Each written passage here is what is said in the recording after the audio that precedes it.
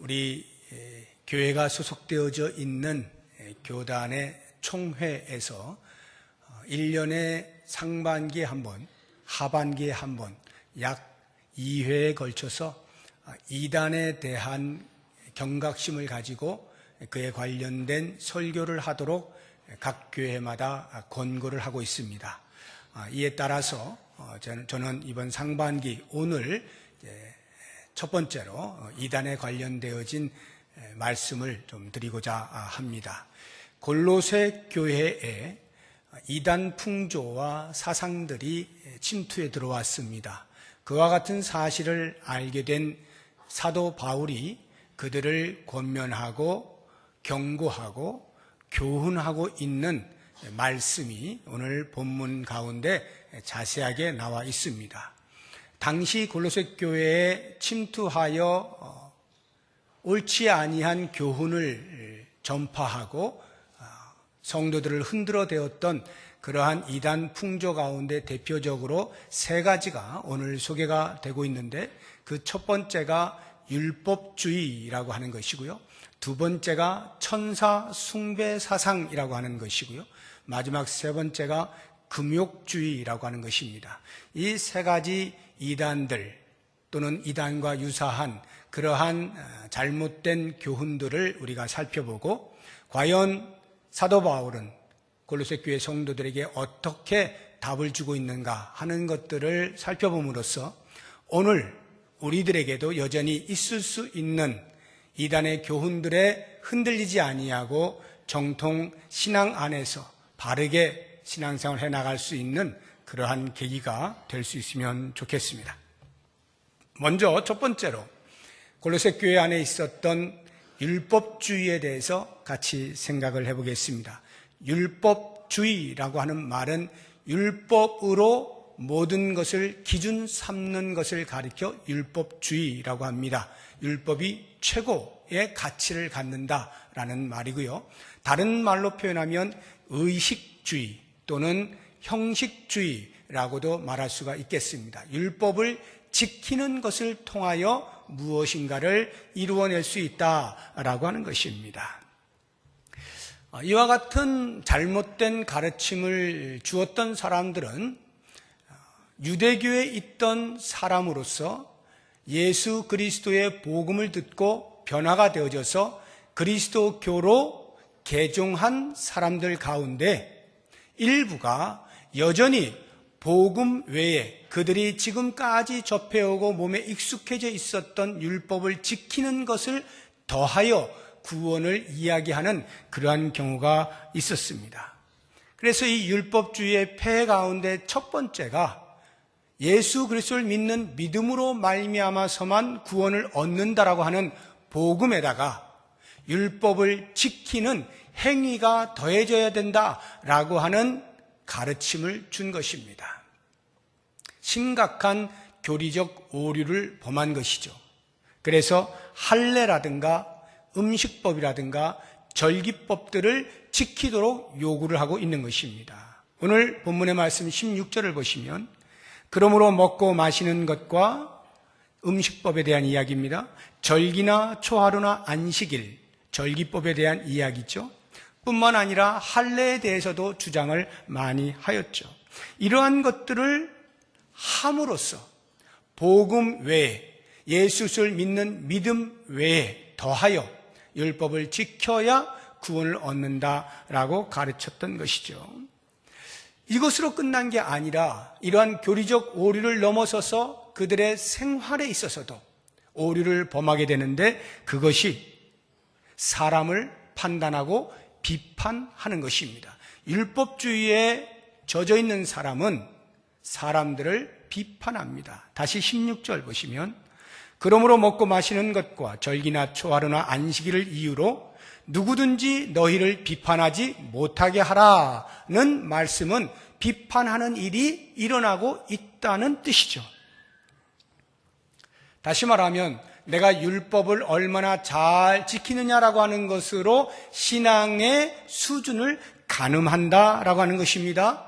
신앙의 깊이에 등수를 매기는 거예요. 너는 A급, B급, C급, D급 이렇게 등수를 매기면서 높은 급수에 있는 사람이 낮은 급수에 있는 사람을 업신여기는 겁니다. 무시하는 겁니다. 신앙의 우월감을 가지고 그렇지 못한 사람들을 무시한다라고 하는 것이죠. 우리가 일반적으로 상식적으로 생각할 때에 우리의 내면이 성숙해지면 그 성숙한 내면을 바탕으로 하여서 당연히 외적인 행동들이 성숙하게 나타나기 마련입니다. 예수 그리스도를 잘 믿는 사람은 당연히 예수 그리스도 앞에 나와 예배하고 섬기고 봉사하고 하는 일들을 하게 되어 있어요. 외적인 행위들을 하게 되어 있는 것입니다. 그러나 그러한 외적인 행위가 내면의 수준을 언제나 명확하게 말해주고 있는 것은 아닙니다. 우리의 외적인 행위가 언제나 우리의 내면의 수준을 대변하고 있지는 않다라고 하는 것입니다. 우리의 외적인 어떤 행위들을 통하여 열심히 예배 자리에 나오고 헌금 생활을 하며 여기저기에서 봉사를 하고 누가 보아도 신앙생활을 잘 한다라는 말을 들을 수 있는 정도의 외적인 행위를 한다 할지라도 그것을 통하여서 다른 사람의 믿음을 격려하거나 고양시켜주는 일에 사용하지 아니하고 그 사람의 믿음을 깔보고 무시하고 우습게 여기고 다른 사람의 믿음을 판단하는 잣대로 사용한다면 그 외적인 행위는 오히려 그 사람에게 해가 될 뿐인 것입니다. 이러한 부분에 대하여서 바울이 교훈해주고 있는 것은 그러한 것들은 장래에 나타날 것의 그림자에 불과하고 실체가 있다라고 말하고 있는 것입니다. 17절을 보십시오. 이것들은 장래 일의 그림자이나 몸은 그리스도의 것이니라. 장래 일의 그림자, 율법은 그림자일 뿐 그것의 실체는 예수 그리스도시다. 이렇게 교훈을 해주고 있는 것입니다. 그래서 실제로 율법이라고 하는 것은 예수님께서 이 땅에 오시기까지의 그리스도께로 인도하는 초등교사 일 뿐이다 라고 바울이 이야기하는 거예요. 초등교사. 우리 초등학교가 있고 중학교가 있고 고등학교가 있고 대학교가 있고 하지 않습니까? 초등학교에서 마치는 사람은 별반 없죠. 요즘은 거의 대부분이 고등학교 이상 대학을 갑니다. 초등학교에서 멈추지 않아요. 그것으로는 너무 지식이 부족하기 때문입니다. 율법이라고 하는 것은 우리에게 초등학문을 가르치는 교사의 수준이다. 예수 그리스도께서 오셔서 이제 그 이후에 더 밝은 빛을 보여주시고 제대로 된 지식을 알려주신다. 이 말이죠. 이 율법이 그리스도께로 인도하는 초등교사가 된다라고 하는 바울의 말씀을 우리가 한번 찾아보겠습니다. 갈라디아서 3장 23절에서 25절까지의 말씀 같이 읽어봅니다. 믿음이 오기 전에 우리는 율법 아래에 매인바 되고 계시될 믿음의 때까지 갇혔느니라. 24절 이같이 율법이 우리를 그리스도께로 인도하는 초등교사가 되어 우리로 하여금 믿음으로 말미암아 의롭다함을 얻게 하려 함이라. 믿음이 온 후로는 우리가 초등교사 아래에 있지 아니하도다. 믿음이 왔다는 말이 뭐예요? 예수 그리스도께서 오신 이후로 그리스도를 믿는 믿음으로 구원을 받는다라고 하는 이 진리가 드러나는 순간에는 더 이상 율법이 소용이 없다라고 하는 것입니다. 율법 자체가 가치가 없다는 뜻이 아니라 구원을 이루어내는 것이 예수 그리스도의 믿음으로 말미암아서만 가능하다라고 하는 차원에서 이 율법은 그 구원에 더 이상의 어떠한 유익도 없다는 거예요. 그런데 이러한 그림자가 실체가 드러났음에도 불구하고 여전히 그림자로서의 자기 정체성에 대해서 주장을 한다면 말이 안 되는 것이죠. 그림자는 실체가 드러난 순간에 사라지는 것이 정상 아니겠습니까? 그렇기 때문에 예수 그리스도 실체가 등장하는 순간에 율법은 사라지는 것입니다. 예수님이 실체이시다라고 하는 말의 의미가 무엇일까요? 우리의 구원을 이룸에 있어서 예수님 한 분으로 충분하다라고 하는 말이죠. 예수님 한 분으로 충분해요. 다른 그 어떤 사람이 필요 없고, 다른 그 어떤 교훈이 필요 없고, 다른 그 어떤 것이 대체될 이유가 없고 더해질 이유가 없다. 우리 인간의 모든 죄악으로부터의 구원은 오직 예수 그리스도 한 분으로 충분하다. 이것이 부활하신 예수 그리스도를 만난 사도들의 일관된 주장이었어요. 자기들의 목숨을 담보로 하면서 외쳤던 말들을 우리가 들어보겠습니다. 사도행전 4장 11절 12절인데요. 같이 읽어봅니다. 이 예수는 너희 건축자들의 버린 돌로서 집 모퉁이의 머릿돌이 되었느니라. 다른 이로서는 구원을 받을 수 없나니 천하 사람 중에 구원을 받을 만한 다른 이름을 우리에게 주신 일이 없음이라 하였더라. 천하에 구원을 얻을 만한 예수 그리스도를 제외한 다른 이름을 주신 일이 없어요. 오직 예수 그리스도 한 분으로 우리의 구원은 충분하다라고 하는 것입니다. 이러한 부분에 있어서 이것을 부인하는 것을 가리켜 이단이라고 하는 것입니다. 당시의 율법주의가 그리스도를 믿는 믿음에 율법을 지키는 것을 더했던 실수처럼 오늘날에도 수없이 많은 이단들이 그와 비슷한 이야기들을 합니다. 예수 아닌 다른 것으로 대체하거나 아니면 예수를 믿는 믿음에 더하는 무엇을 이야기하는 겁니다. 제가 대표적으로 한 가지만 소개를 해드리면, 우리의 주변에 얼마든지 볼 수 있고 혹시 이 자리에 한두 번씩 다녀오신 분이 계실런지도 모르겠는데 잘 들어보시기 바랍니다. 하나님의 교회라고 하는 간판을 보신 적이 있을 거예요. 우리가 보통 말하는 하나님의 교회, 하나님이 주인이신 교회, 이런 의미가 아니라 교회 이름이 하나님의 교회예요. 교회 이름이. 원래 이름은 안상홍 증인회였습니다. 그것으로 출발하였다가 하나님의 교회로 바뀌고 최근에는 하나님의 교회 세계복음협회, 이러한 이름으로 간판을 달고 교회 흉내를 내고 있어요. 이 하나님의 교회의 그 교주가 안상홍입니다. 이분은 이미 돌아가신 분이에요. 1918년도에 태어나신 분입니다. 그러니까 올해로 딱 100년이 되었죠. 제가 부천인가를 이렇게 차 타고 넘어오다가 깜짝 놀랄 프랭카드를 본 적이 있습니다. 안상홍님 축성탄 100주년 기념, 이렇게 프랭카드가 붙어 있는 걸 제가 봤어요. 정말 놀랐습니다. 왜 이런 프랭카드를 붙였을까요? 그냥 그분을 기린다는 뜻이 아니라 이분이 재림주다, 이런 말이에요.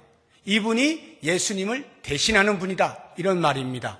그래서 예수님 오신 날을 우리가 축성탄하지 않습니까? 그런 것처럼 재림주이신 이 안상홍님 100주년 축성탄, 이렇게 한 거예요.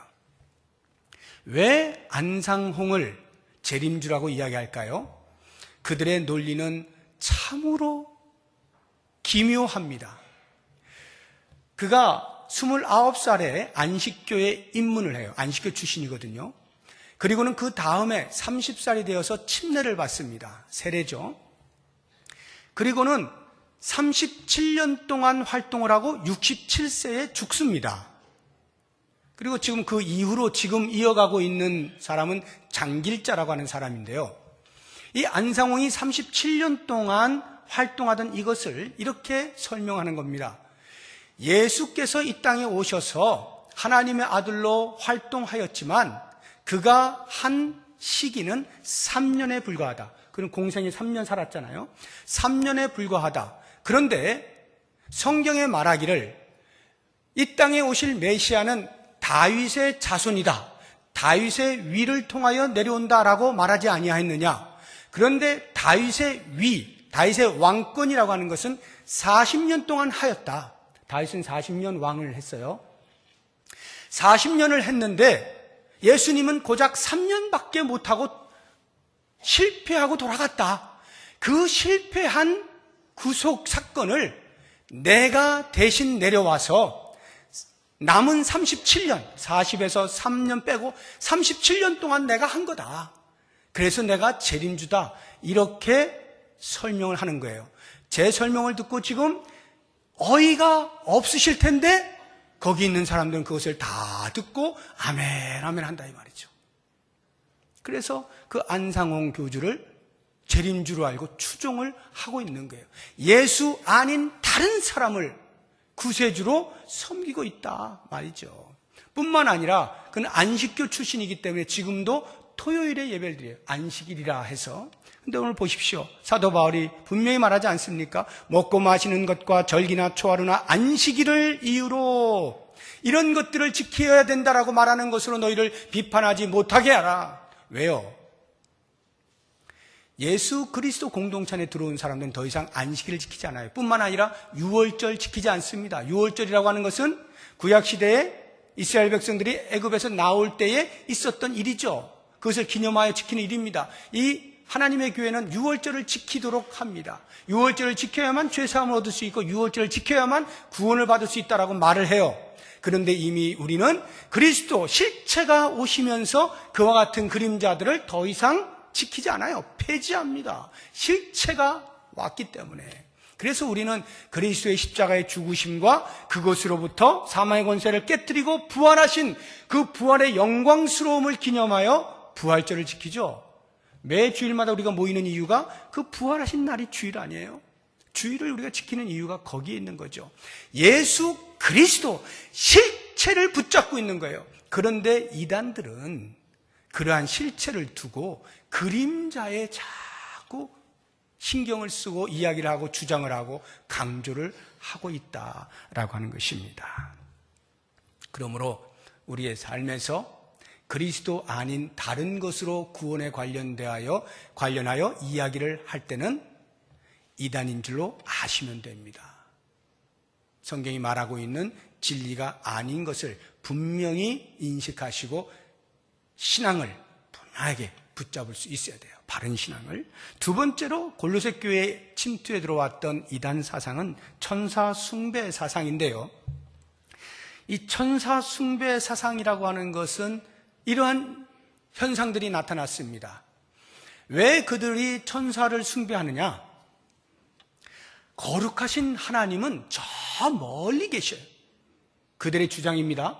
저 멀리 계신 하나님을 우리가 곧바로 나아가서 경배할 수가 없다는 거예요. 그래서 매개자로서 천사를 두시고 거기에 숭배하게 하였다라고 주장을 하는 겁니다.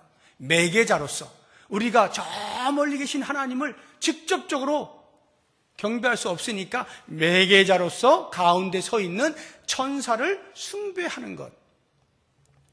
그런데요, 이러한 천사 숭배는요, 의식을 통하여, 어떤 의식을 통하여 천사를 숭배할 거 아니에요? 그런데 그 의식이라는 게 신비스러워요.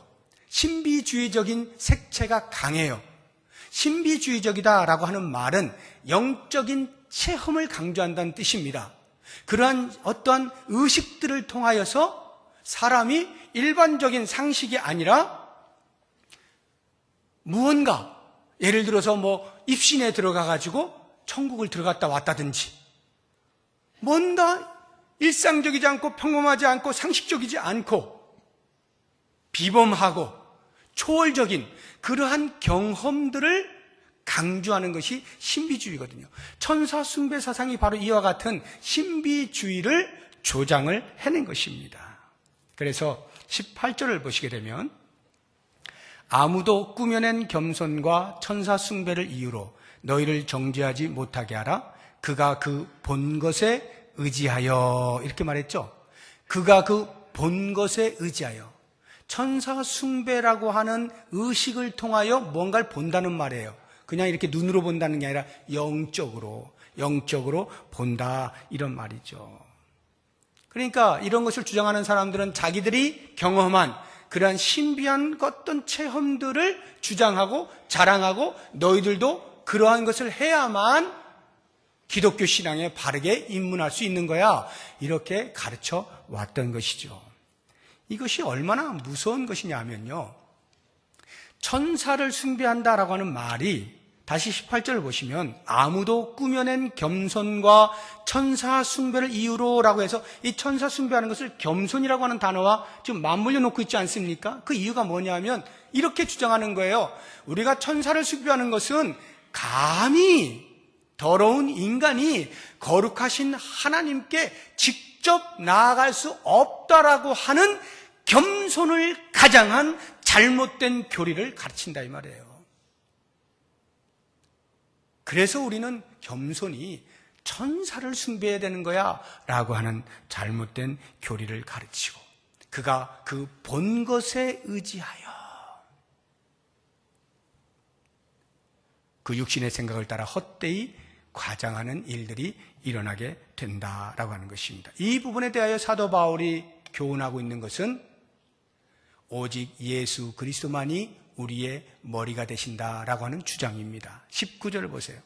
머리를 붙들지 아니하는지라. 그들은 머리를 붙들지 않아요. 머리가 누군데요? 예수님인데 예수님을 붙들지 않는다는 거예요.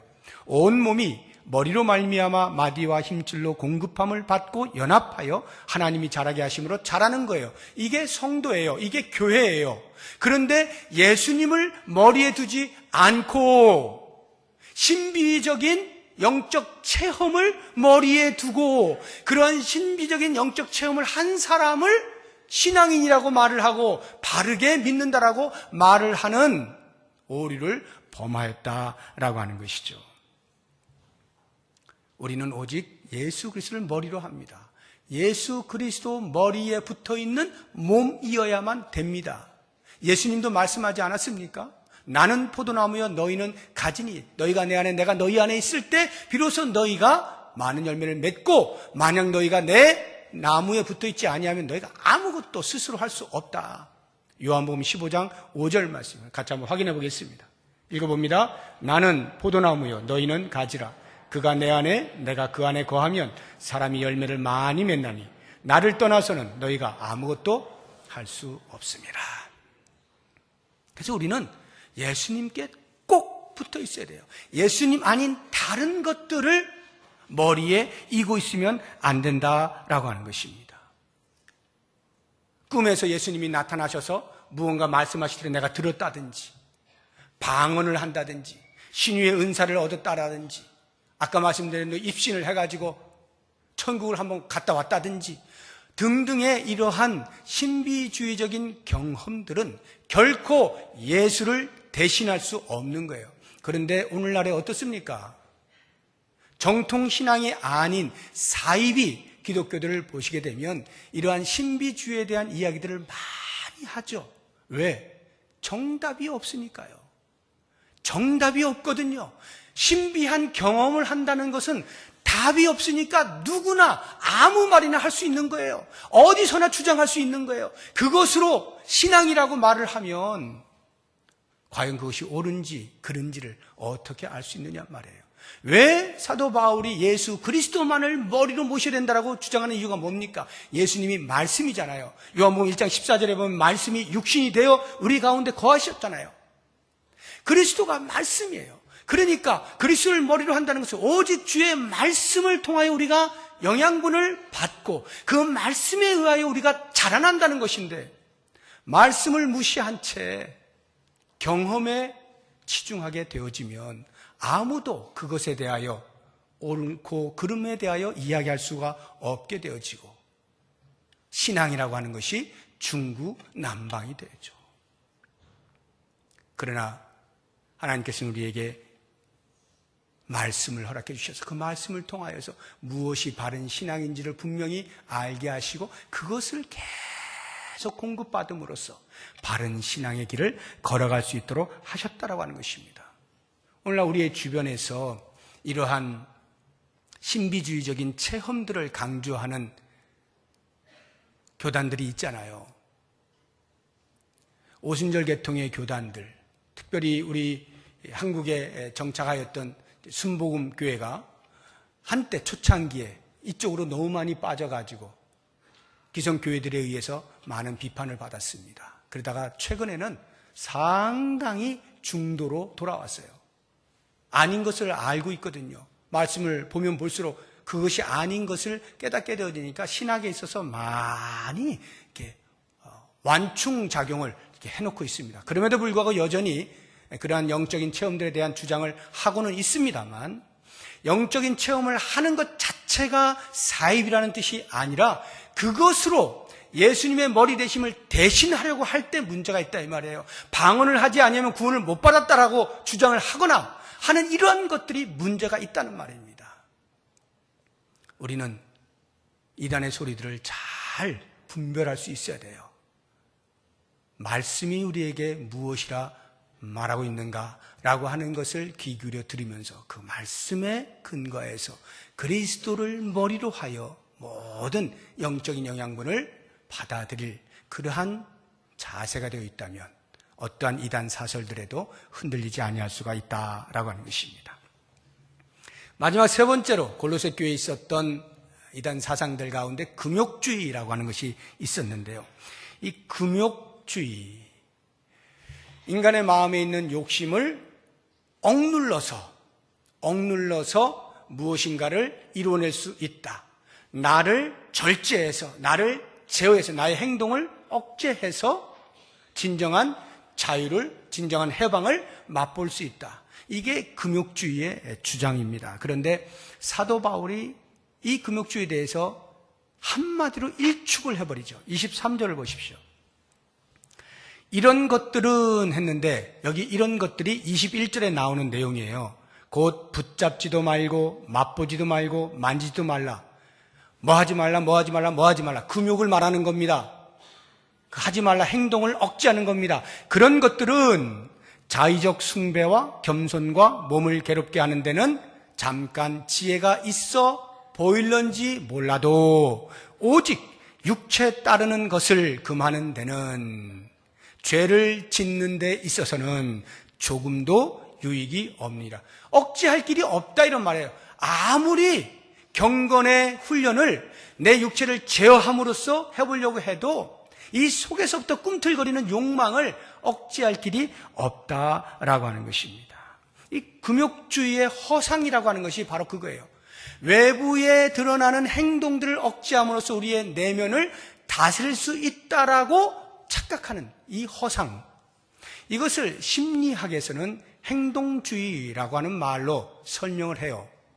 심리학에서 이야기하는 행동주의, 우리 인간이 어떤 행동들을 통하여서 우리의 내면을 다스릴 수 있다라고 주장하는 게 행동주의입니다. 그런데 과연 그렇게 됩니까? 여러분, 이 속에서부터 솟구쳐 오르는 욕구를 나의 행동을 제어하는 것으로 막아낼 수가 있습니까?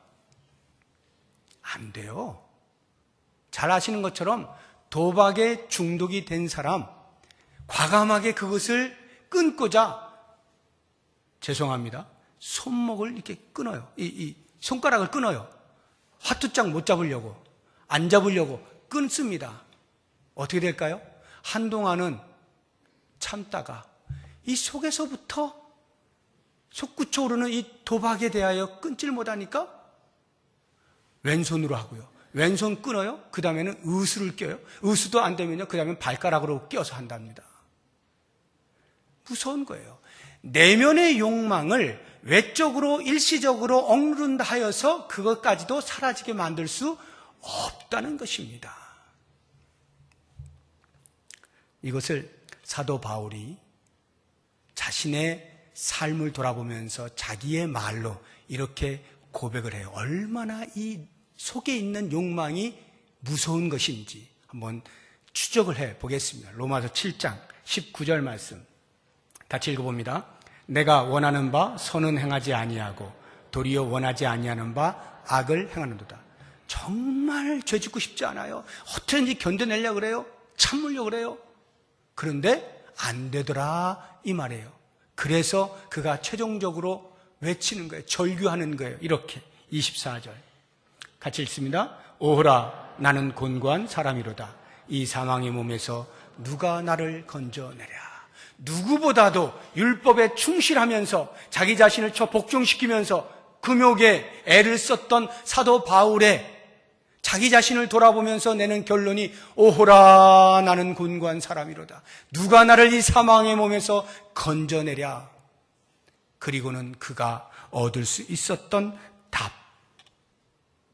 예수 그리스도만이 우리에게 진정한 해방을 주시고 그리스도만이 우리에게 그 모든 내적인 욕구에서부터 자유롭게 해주시는 분이시다. 이 고백을 하게 되는 거예요. 그래서 이 7장 24절 공고하다. 누가 나를 건질 것인가? 라고 하는 외침 뒤에 곧바로 7장 25절을 보세요. 같이 읽어봅니다. 우리 주 예수 그리스도로 말미암아 하나님께 감사리로다. 그런즉 내 자신이 마음으로는 하나님의 법을 육신으로는 죄의 법을 섬기노라. 예수 그리스도 외에는 답이 없다는 것을, 그리스도께서 나를 해방하지 아니하시면, 그리스도께서 자유를 주지 아니하시면 나의 어떠한 금욕적인 행위를 통해서도 내 마음을 다스릴 수가 없고 진정한 해방을 맛볼 수가 없다라고 하는, 그리스도만이 답이시다라고 하는 것을 알게 되어지면서 그가 최종적으로 큰 소리로 선포하는 소리를 들어보세요. 로마서 8장 1절 2절입니다. 그러므로 이제 그리스도 예수 안에 있는 자에게는 결코 정죄함이 없나니 이는 그리스도 예수 안에 있는 생명의 성령의 법이 죄와 사망의 법에서 나를 해방하였습니다. 최종적인 선포예요. 예수 그리스도만이 나를 해방하실 수 있는, 내 속의 욕정을 해방하실 수 있는, 내 속의 모든 더러운 것들을, 욕구들을 누를 수 있는, 다스릴 수 있는, 없앨 수 있는 유일한 답이시다. 이렇게 고백을 하고 있는 거예요. 그래서 기독교를 두의 종교라 하지 아니하고, 영어로 두, do, 뭐뭐 하다, 하다의 종교로 말하지 아니하고 되어진, done, D-O-N-E, done, 이미 되어진 종교라고 말하는 이유가 거기에 있는 거예요. 이 땅에 있는 모든 종교들은 다 두의 종교예요. 내가 무엇을 함으로써 얻을 수 있다라고 이야기하는 겁니다. 그래서 대표적으로 불교가 산에 올라가지 않습니까? 세상의 더러운 것들을 안 봐야 되는 거예요. 그래야 내 행위를 절제할 수 있으니까요. 그리고는 벽을 향하여서 가부좌를 틀고 깊은 명상에 들어갑니다. 그것을 통해서 뭘 얻으려고요?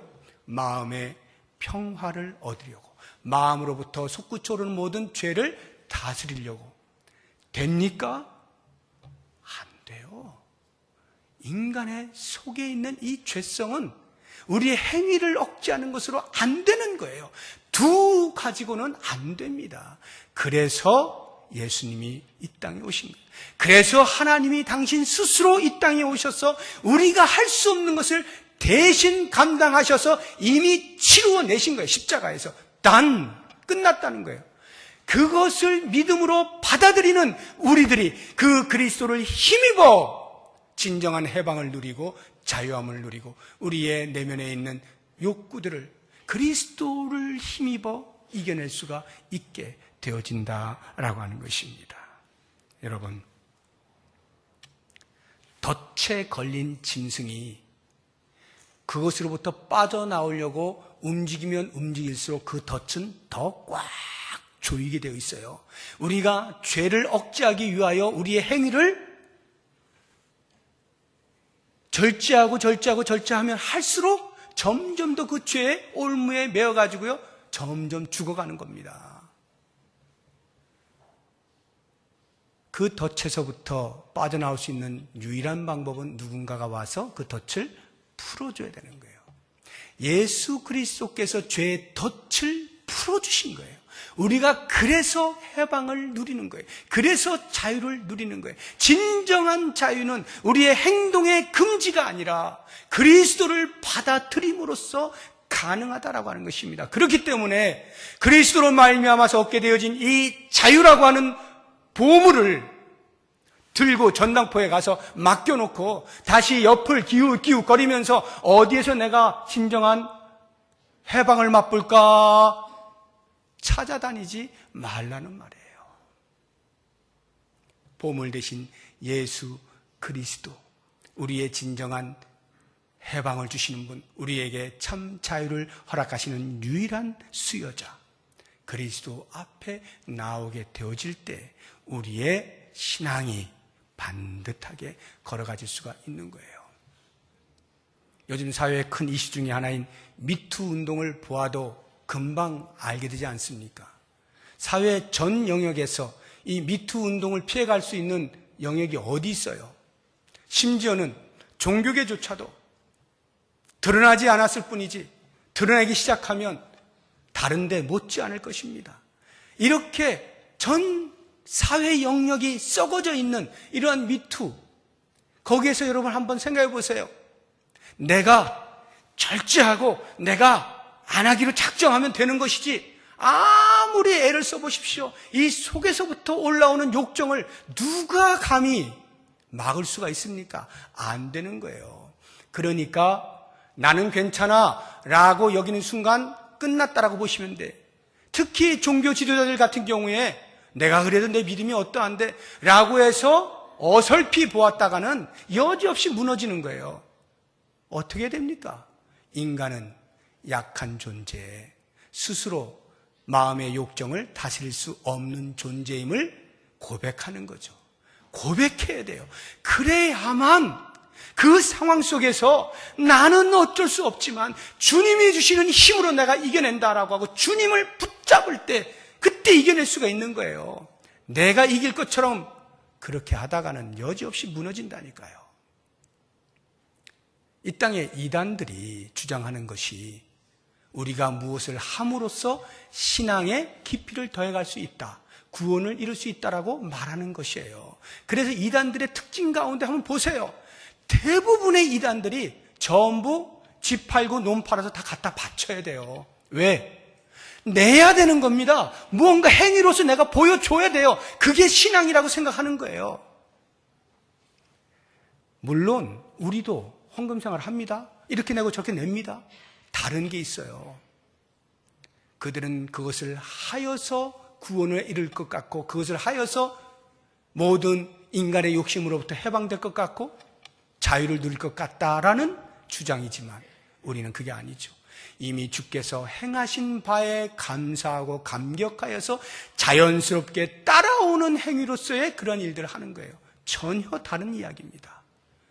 모쪼록 원하기는 사랑하는 성도 여러분, 우리의 주변에 끊임없이 찾아오는 거짓된 교훈들, 이단의 사설들, 풍조들이 있을 때 오직 예수 그리스도만이 실체이시고 예수 그리스도만이 우리의 머리이시고 예수 그리스도만이 우리에게 참 자유를 주실 수 있는 분이심을 인식하고 고백하면서 그리스도를 붙잡는 그리스도가 답이시라고 고백하는 이 신앙 위에서 주님 다시 오시는 그날까지 승리의 삶을 사실 수 있기를 주의 이름으로 부탁드립니다. 이 시간 같이 잠시 다짐의 기도를 할 텐데 그 전에 오직 예수라고 하는 이 찬송을 좀 부르면 좋겠습니다. 이 찬송의 가사가 너무나 오늘 말씀에 적합해요. 오직 예수, 다른 이름은 없다라고 하는 이 고백, 온 땅 위에 홀로 높으신 이름, 여기서부터 부를 테니까요. 반주해 주십시오.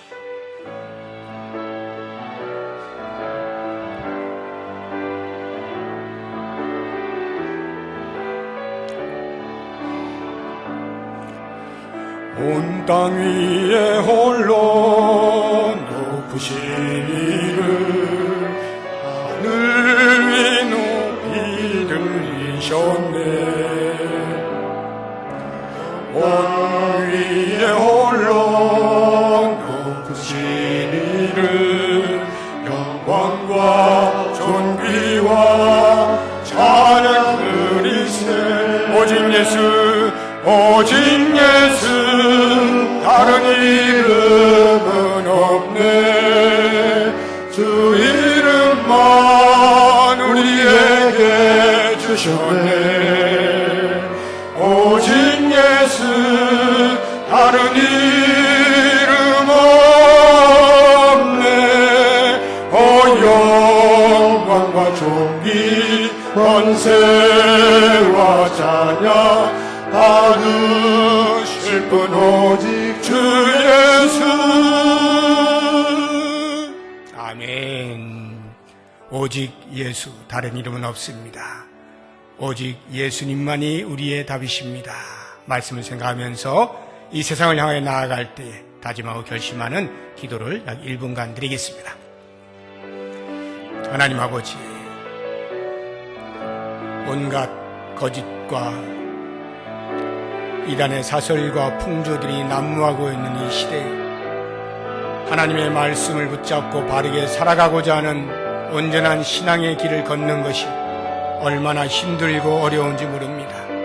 자칫 우리의 마음이 흔들려 거짓 교훈들에 휩쓸리고 우리의 마음을 빼앗기고 잘못된 길을 걸어가게 되어지는 어리석음에 놓이지 않도록 주께서 붙들어 주시길 원합니다. 우리의 마음속에 오직 예수 그리스도만이 실체의 힘을 부여잡고 다른 것 어떤 것으로 우리의 신앙을 가늠하지 아니하며 머리 대신 예수 그리스도께 붙어 있어 그리스도로부터 오는 영양분을 공급받아서 믿음으로 잘 자라날 수 있도록 도우시고 우리 안에 있는 모든 육체의 욕망들을 우리의 행위로서 막을 수 없음을 고백하고 예수 그리스도 안에서만 진정한 해방과 자유를 누릴 수 있는 것을 잊지 아니하고 주님을 전심으로 의지할 수 있는 신앙의 삶을 살게 하여 주옵소서. 그리하여 주님이 오시는 그날까지